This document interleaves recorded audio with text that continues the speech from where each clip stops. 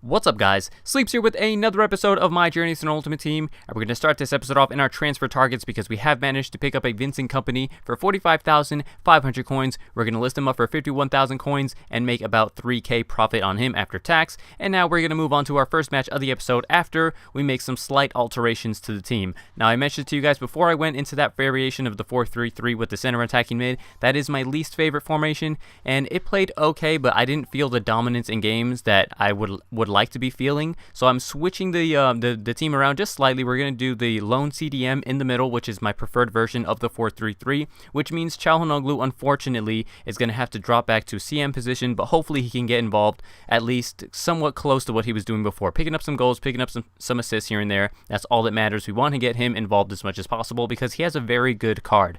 And you guys would have noticed that I chose to keep Boateng rather than Janozovic just because I think Boateng is just better box to box and just more physical in the midfield, so I decided to keep him. And of course, Gilavogi rejoins us and actually gets a goal as soon as he rejoins the team. This is almost as if he was hungry to get back involved, and he puts us up 1-0 in this one. We actually go 2-0 up through Çalhanoğlu, who we were worried about not getting goals because he is sitting deeper in the team, but he gets himself a goal from CM, and we are going to score here through Lewandowski. Gilavogi picking up the assist, so Gilavogi enters the team again, gets a goal and an assist. He played very well in this one, but this guy does fight back. A bad giveaway in midfield, and how many times have I stressed to you guys that it can definitely come back to haunt you, and it did so yet again there. He pulls one back, making it 3-1, and he is going to get a second here. As he plays this across the box, we make the good interception, but poor distribution out of the back led to this next chance. Our keeper made with the initial save, but there's nothing he could do about the rebound, and he does get another one, making it 3-2, but we managed to hold on to our 1-goal lead. And even though he started to fight his way back into that game, those were just bad mistakes on my part, and I have to say I'm much more comfortable playing with the 4-3-3 with the lone CDM.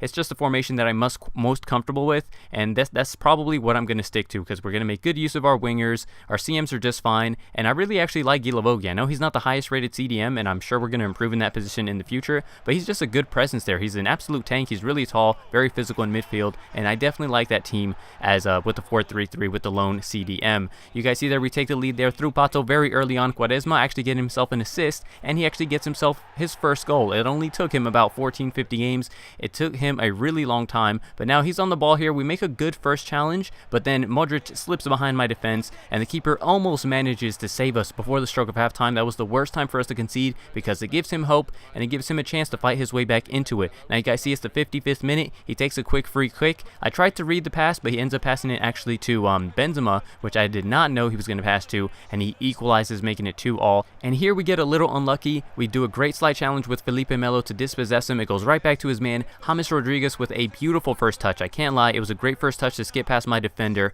and he's no way that he's going to miss that from that close. So we actually lose that game, which is very frustrating. We were up 2 goals. That should be 3 points for us. We threw that game away. We should have at least held on for the draw, but it is a loss early in Division 1, and that's just terrible because it makes it that much harder for you in the long run because you can only actually afford 2 losses in Division 1 if you want the title. Really, really strict. Division 1 does not mess around. Anyway, let's move on to our next match. This guy has a Ligue 1 Serie A hybrid, and have a look at this strike from Schürrle. I see this space, and I'm like, let's just have a go. In the second minute, in off the crossbar, Schürrle gives us the lead in this one, making it 1-0. Schürrle's actually going to get himself on the score sheet yet again, and he's actually been pretty quiet, so it's good to see him pick up a brace in this one. I don't know exactly how he gets that shot away. It looked like he was in line for the block, but there must have been inches in that, and Schürrle gets the shot into the bottom right-hand corner to give us the 2-0 lead and essentially 3 points. So, you know, we're off to an okay start, and then also some good news. We have managed to sell the Kompany, and I also sold everything that we were no longer going to use. I mentioned that I do like the 4-3-3 with the lone CDM, so that means we're not going to be using Bender.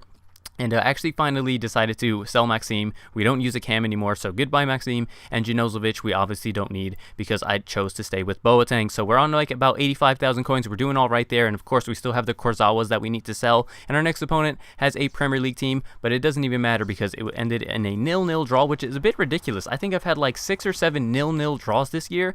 I seriously think that's more 0-0 draws than I've had ever since I've ever started playing FIFA. I'm talking about FIFA 11, FIFA 12, 13, and 14, and 15, all put together, I don't think I've had even 7 0-0 draws in all of those games. It just proves how hard it is sometimes to create chances in this game.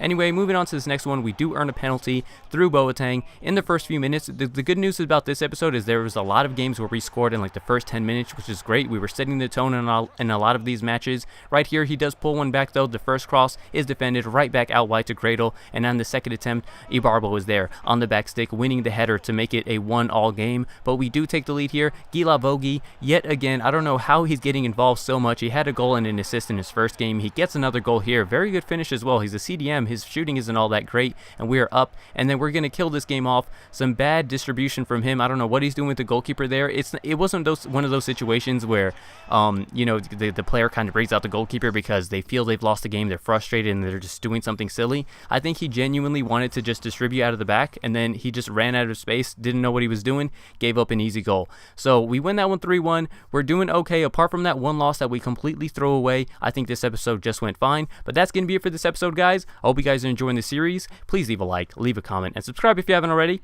and I will catch you guys next time. Thanks for watching.